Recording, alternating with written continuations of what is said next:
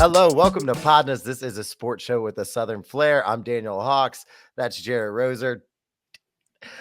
Today, LSU is on a bye, so we are going to do our PODnas Pick 7. We also are going to do a special episode of The Blender. I'm very excited about it. And as always, we announce the winner for our high school play of the week. Jarrett, how the heck you doing, man? How do I look like I'm doing? You look like you're doing fine. You look like you're doing fresh.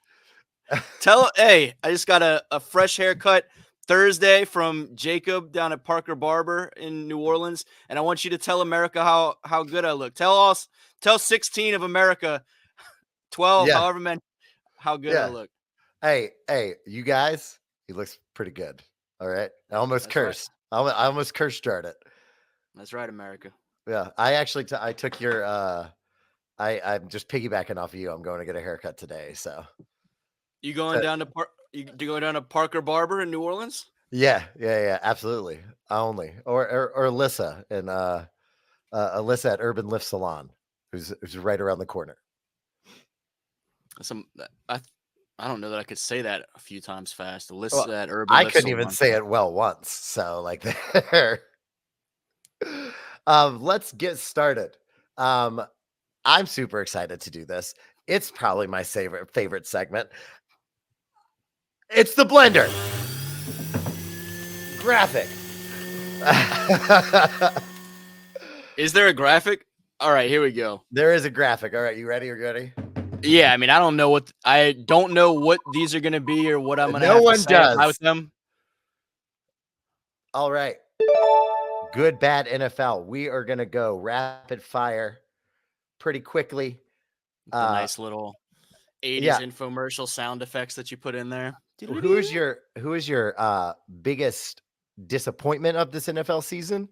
And who is your biggest, I would say, has exceeded expectations?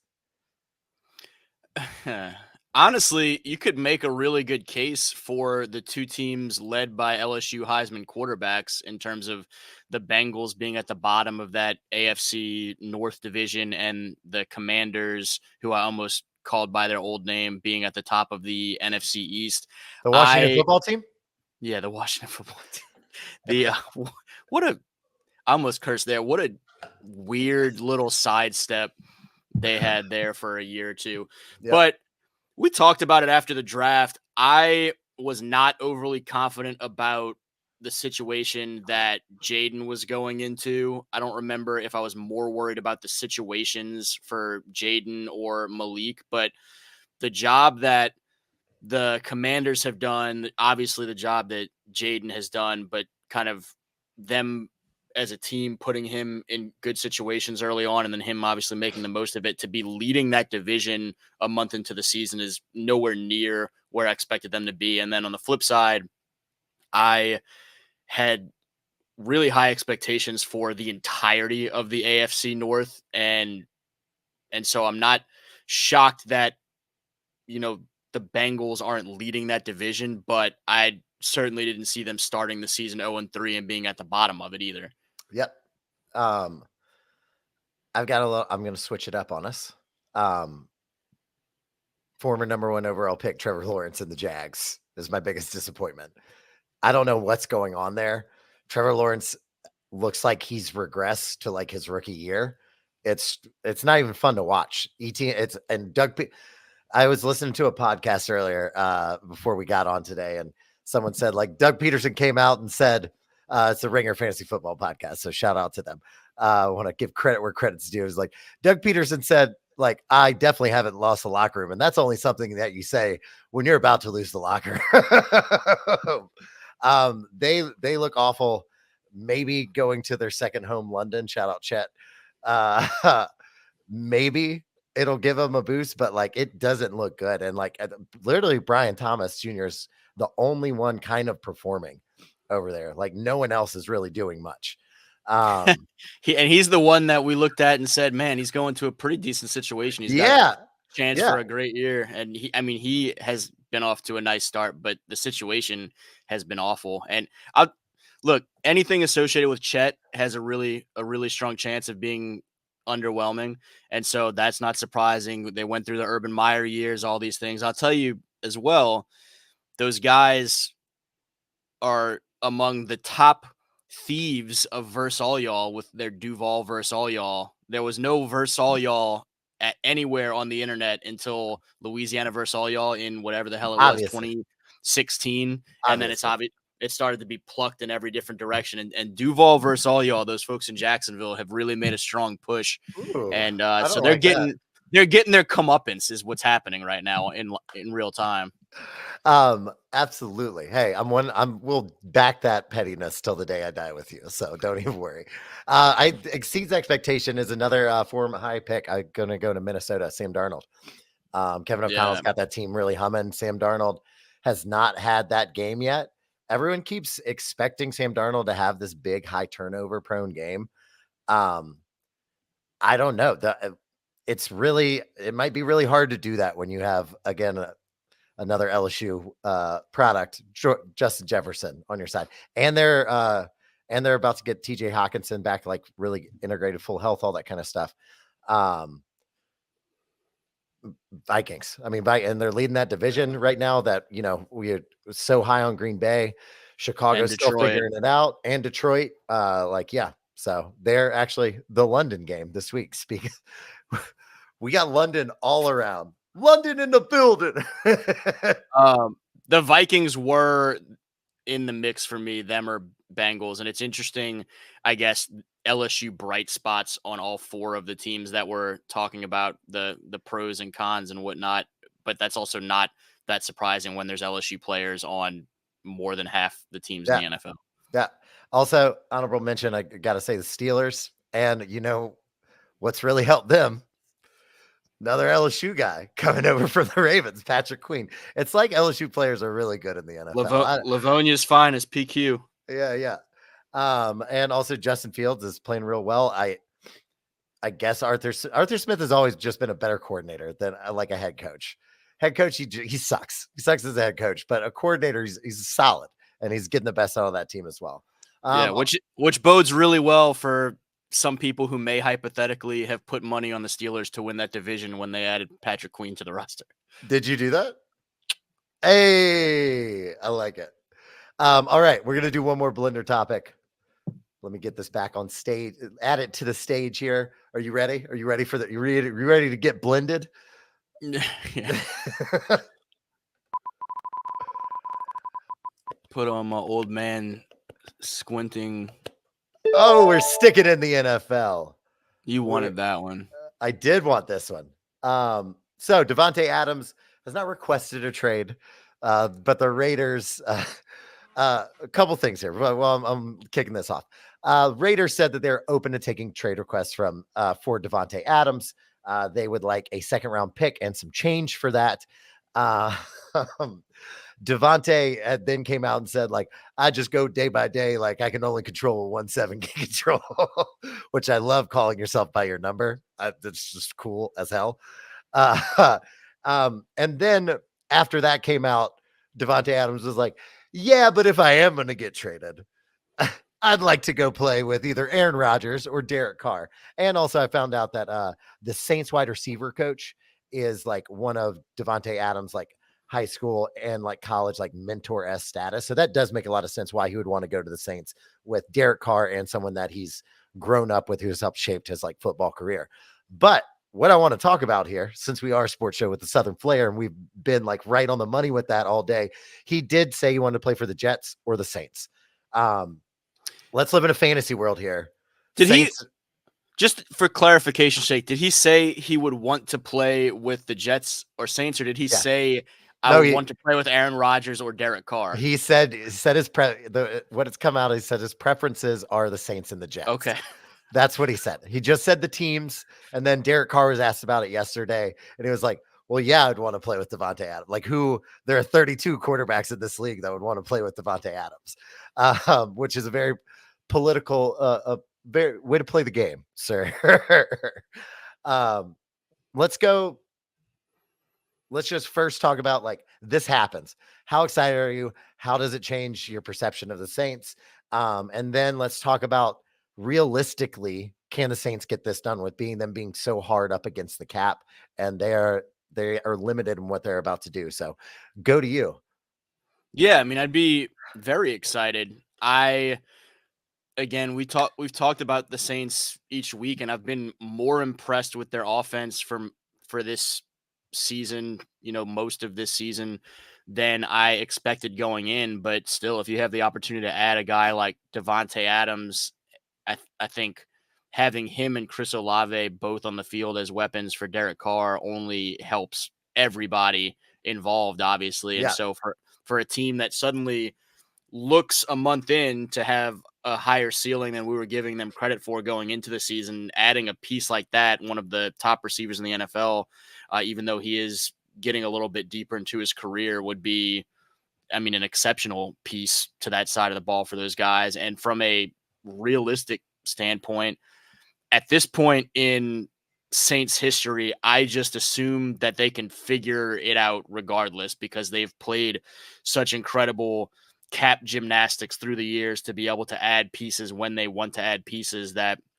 if it came down to it, I feel like they would restructure what they need to in whatever ways they need to, beyond my understanding of NFL cap, to just make it happen. I have no understanding of how they make it all happen, but they just do, and I trust them to do it.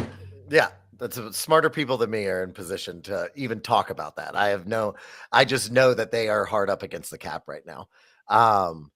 And like looking at the Raiders, so you send a second.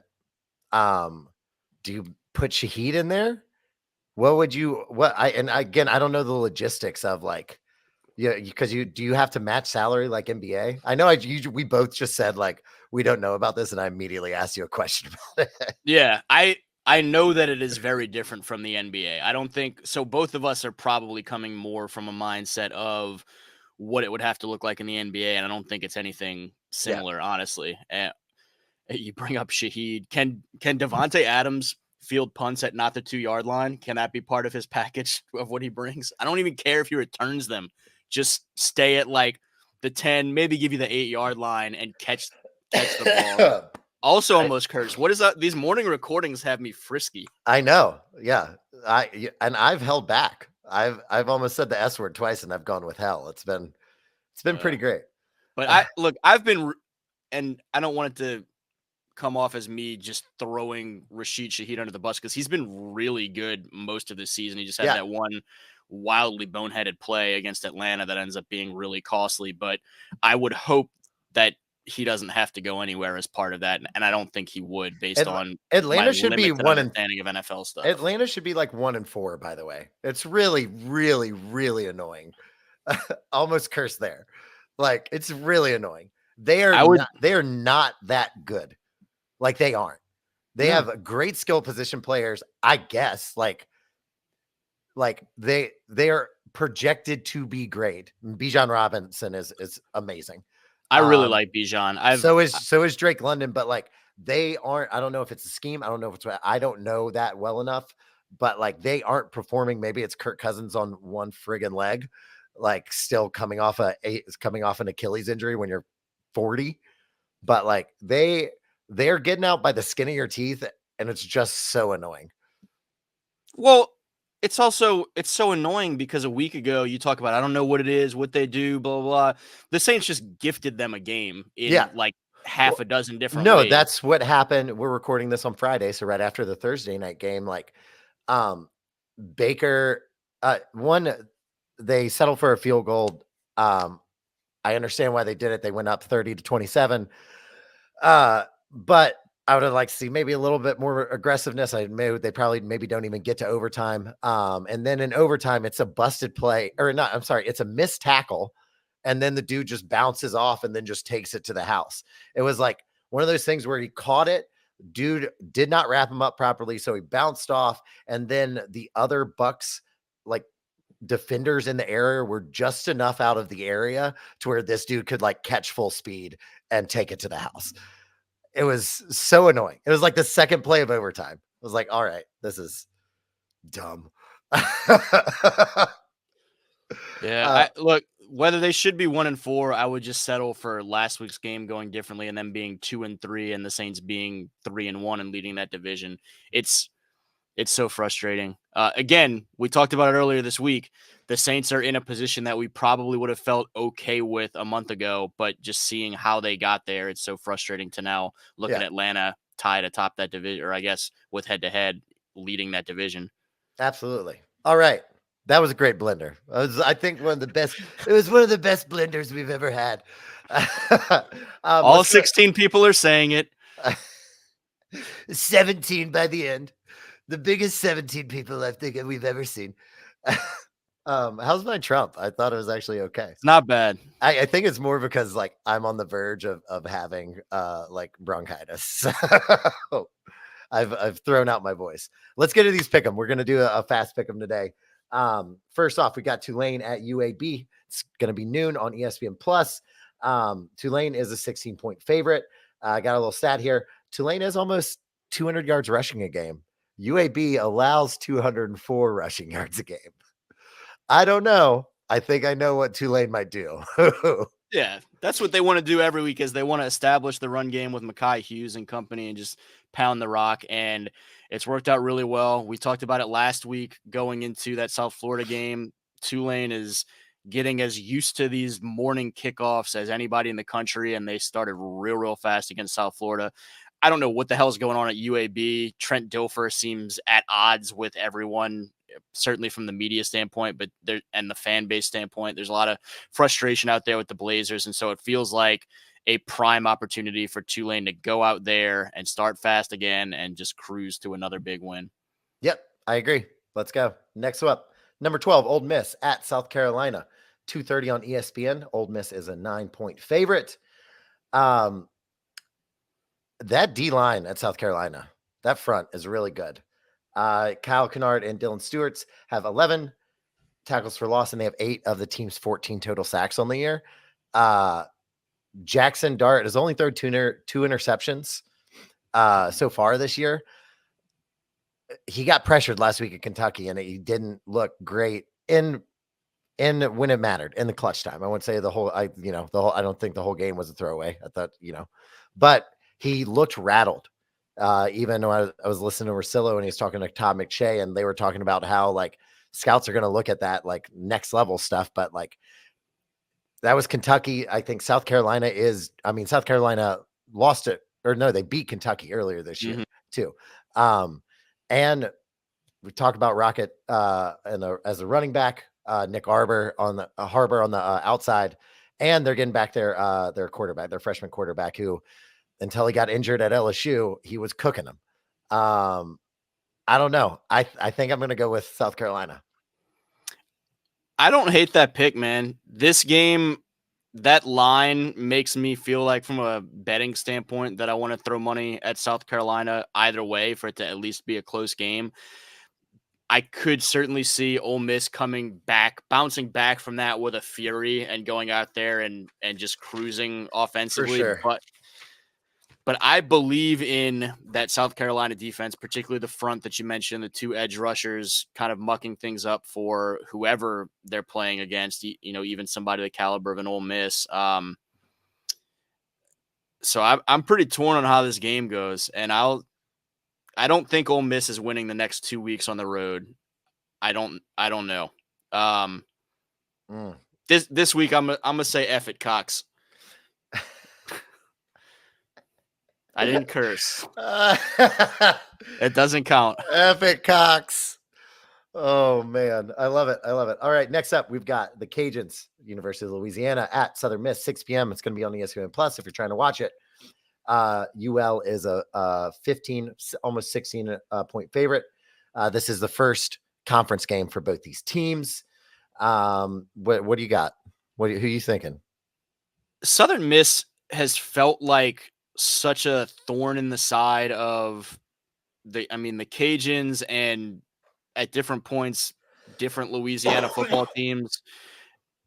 Last year was really frustrating, certainly. I think the Cajuns go up there and take care of business, though. I really like the way that they're playing right now. I thought that was a great win last week at Wake Forest. to answer when Wake Forest was responding, to have the responses to those responses and come out with it late. And it sounds like from Coach Dez this week that the players have come back and not been particularly high on themselves for beating an ACC opponent for the first time, but actually came back very businesslike, frustrated with the things they didn't do well up there in Winston-Salem. And so it sounds like their mentality right now, this point in the season, is where it needs to be. And I think they maybe come out and have a really big game this week against Southern Miss with another big win. Yeah. And that defense, that UL defense is legit. They are top 15 in passing yards allowed in the country. Like they're solid, and they you play that Tulane team, and that Tulane team is tough. And like, that was, not a gimme game for Tulane. They were in that, they were fighting in that. I'm going to go with UL as well. It looks like we are, look at us. I'm on Mr. Right side today. I love it. Next that up makes me nervous. I know. Yeah, it should. Next up, James Madison at UL Monroe. 6 p.m. on ESPNU. James Madison is a 16-point favorite. ULM only had 11 pass attempts last game. 11. There are only 11 of them. James Madison put up 70 a couple weeks ago. They threw more than 11 times. I don't know. I don't know. The ULM defense has been really good. I know. They have, and the running attack has been great. I mean, so they've literally run the ball more than double the times of their total pass attempts for the year, which is at 67. They've run the ball 152 times already. James Madison, after seeing what they did to North Carolina, just not going to get that out of my head. So I'm going to go with James Madison here. Yeah. With all apologies to the folks in Northeast Louisiana, my prediction is also that the Dukes come down and get a win. I do think that ULM will play. I think and I hope that ULM will play James Madison better than a lot of people outside of the 318 are expecting. But if I'm making predictions, I think JMU comes out with a win. Playing better than North Carolina did. Don't let it look like a basketball score, and I think you'll be okay. Next up, I also said James Madison, right? Yeah, I did. All right. Next up, Nicholls State is going to Southern. That is going to be at 6 p.m.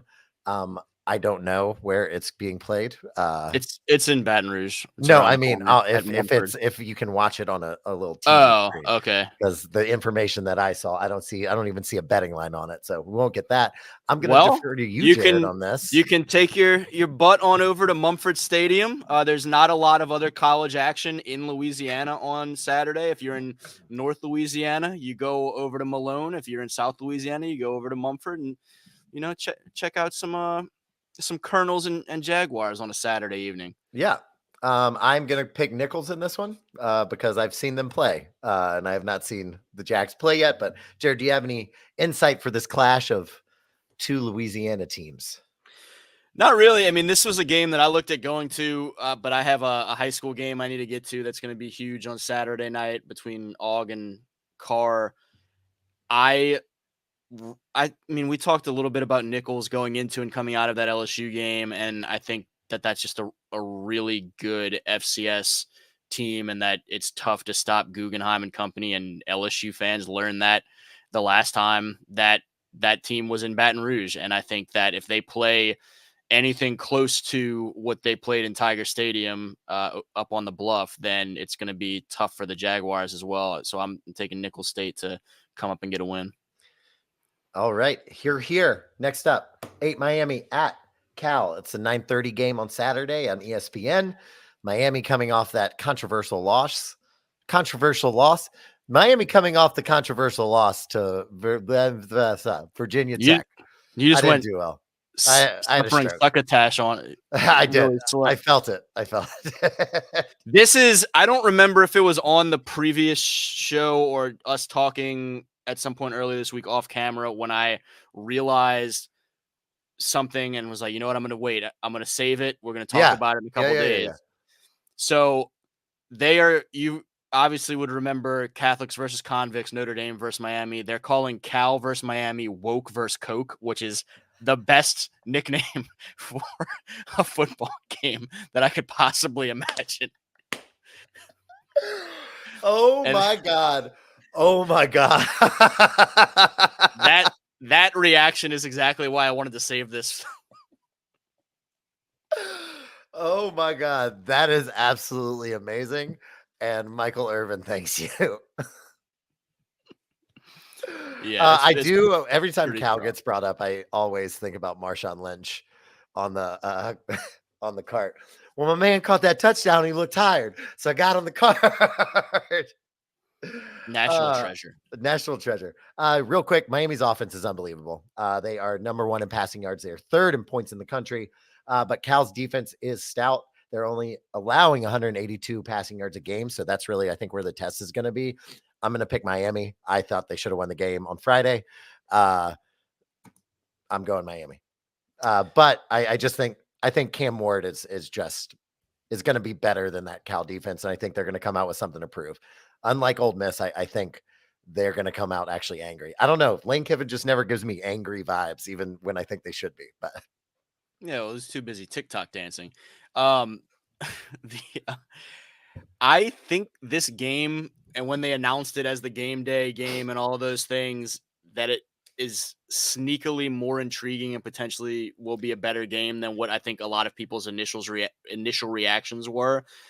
All that said, and I'm also interested to see Miami hasn't had to travel like this, and so I know.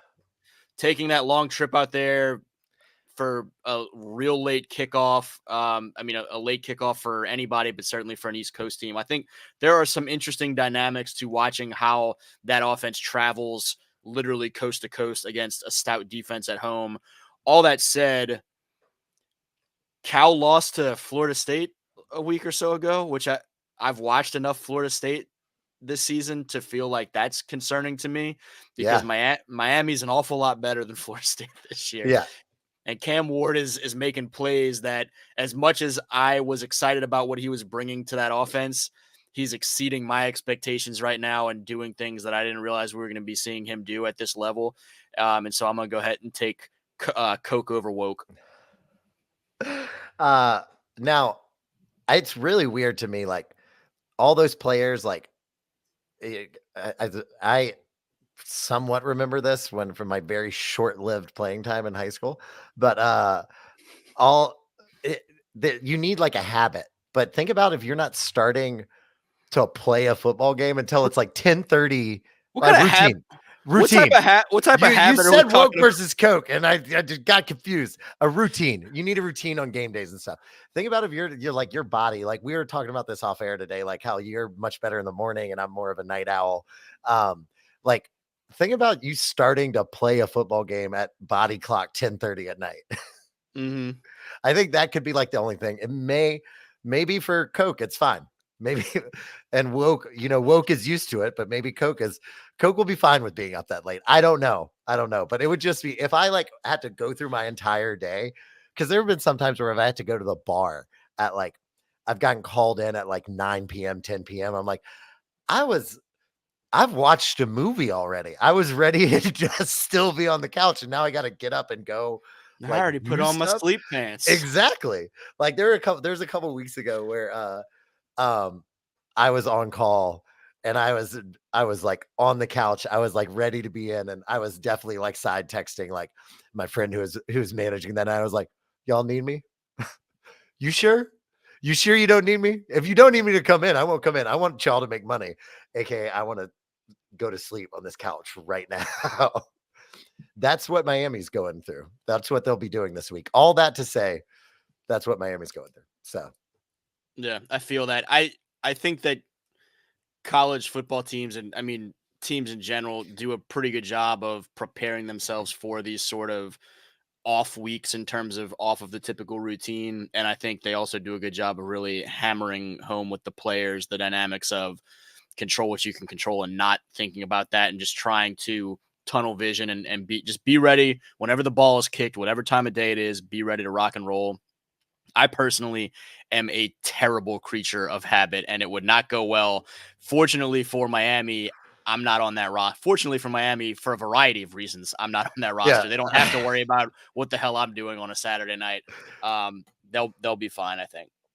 All right. And last up, we have Saints at Chiefs Monday Night Football game. ESPN, or I'm sorry, ABC, if you want to watch the Peyton and Eli Manning cast, it's on ESPN. Couple of good news for the Saints. Kendre Miller, his practice window opened up coming off of IR. Demario Davis and Tyrann Mathieu were back at practice in a limited fashion as of recording this on their Thursday practice. We'll see what happens in Friday. I still think the Chiefs are going to win. Yeah. With all the Chiefs struggles, this is kind of what they do. And also, I'm back on the train. I picked the Saints last week and it didn't go well. I'm not doing that again. Okay. And I know I picked against them the week before. I just don't know what I'm doing. Let's just, okay. That's a better thing. All right. But still, the folks at home have figured that out by now. Yeah. And you know what? Good on you, because I'm still working through it. Yeah, man. I mean, I think the Chiefs will shake it off, shake off some of their early season troubles. I don't know. It's so early in the day that you missed the Taylor Swift reference on Shake It Off. That's a Taylor Swift song, correct? It is. Shake It Off. Okay, good. Yeah. I watch the Chiefs each week struggle and then find a way to win. And I watched the Saints last week play largely well for most of that game and find ways to lose. And so Monday night in Arrowhead, if that's still what they call it or whatever they call it now in 2024, I think the Saints are certainly capable of going up there and winning. We talked about that a couple of days ago, but from a prediction standpoint, it's tough for me to bet against Mahomes and company winning a Monday night game at home. Yeah. I tend to agree with you. When 15's on the field, it's just hard to bet against them. And they've been like, my take of the week, and this has been all over. It's not really a hot take, is like Patrick Mahomes is not a fantasy starter right now because of how they've been winning games. They've been like really slugging it out. And obviously he's had some interception issues this year. But I also think that's like, he's running around with a bunch of like, he's a pieced together wide receiver core right now. Like, I think they may even try and get Kadarius Toney back if we're going that far. But I think you see a lot of Kelsey, a lot of Mahomes, probably about a 30 to 45 seconds of Taylor Swift, if I had to guess. You're taking the under on that then, clearly, in a big way.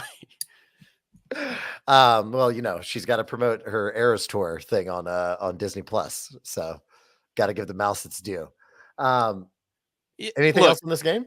None of those guys you talk about. Mahomes hasn't been great from a number standpoint. Kelsey, same thing. Folks that drafted them in fantasy are probably really, really disappointed right now. And those guys do not give an F about winning fantasy championships. No. But they find ways to win ugly ass football games where they didn't have 4 great quarters as a Kansas City Chiefs team, but they had enough. And that's credit to them for figuring that out. I mean, seemingly every week. Also, a little LSU Chiefs news. Clyde Edwards-Helaire is back, and he's been practicing this week. They're going to start him on the practice squad with some of their issues as well within the running back room. He may be playing sooner rather than later. If he does play, I would bet him as a touchdown scorer if Clyde plays. I'd just do it. I would do it. Maybe that's my take.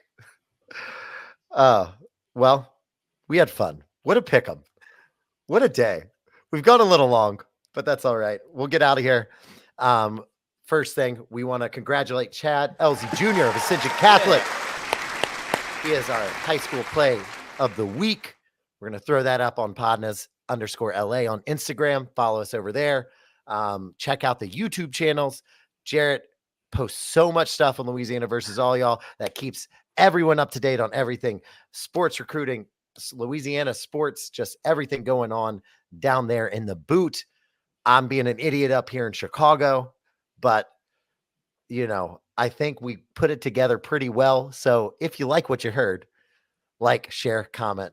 We want to hear from you. We want to talk to you. You can find it on the Louisiana versus All Y'all page on YouTube, or go to LA versus All Y'all on Twitter, PODnas_LA for us, or LA versus All Y'all on Instagram as well. I don't have anything else. You got anything, Jarrett?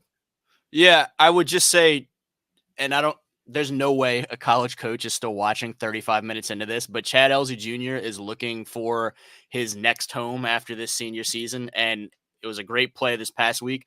He does that every damn week for the last several years. Fantastic running back for Ascension Catholic. And so looking forward to seeing where he ends up. I think there's a good chance he potentially lands at Nicholls State. That hasn't come to fruition yet, but he's somebody that is still looking for some college options. So college coaches figure that out. And that's about it. Get Chad a college home. Free Chad. PODnas. Out. And it's a ticket talking Mazda for the biggest. That's a comma and a comma and a comma. Gotta get it. I've been comma and a comma and a comma. Gotta get it, comma.